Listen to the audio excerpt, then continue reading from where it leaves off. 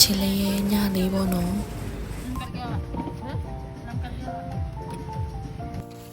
ဒါတော့အခန်းထဲမှာတော့စားဖို့ပါ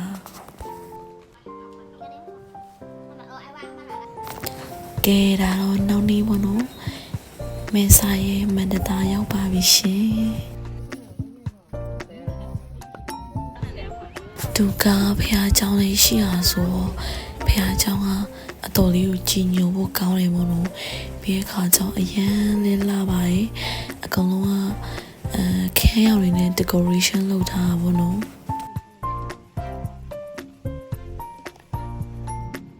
ဒါတော့မန္တတာပေါ့နော်ရှေ့ရောရှေ့ရဲ့ဒါပေမဲ့အရင်မြင်နိုင်တော့မဟုတ်ပါဘူးရှင်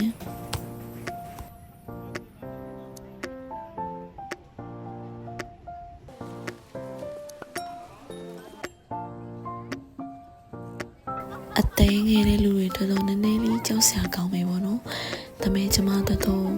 အလောက်ကြီးထိကြောက်စရာမကောင်းခဲ့ပါဘူး။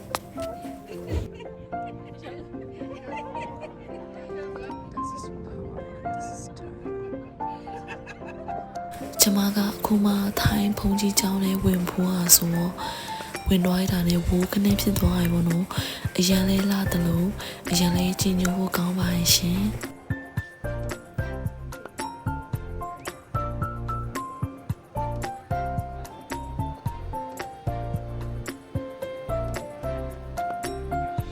ဒါချီလေးရောက်ဖြစ်ခဲ့ရင်မင်းဆိုင်မှာရှိရဲ့ဒီရဲ့ဖုန်ကြီးချောင်းကိုဝင်ဖြစ်အောင်ဝင်ခဲ့ပါလို့ပြောရင်းနဲ့ဗီဒီယိုလေးကိုအဆုံးသတ်လိုက်ပါတယ်ရှင်။ Bye bye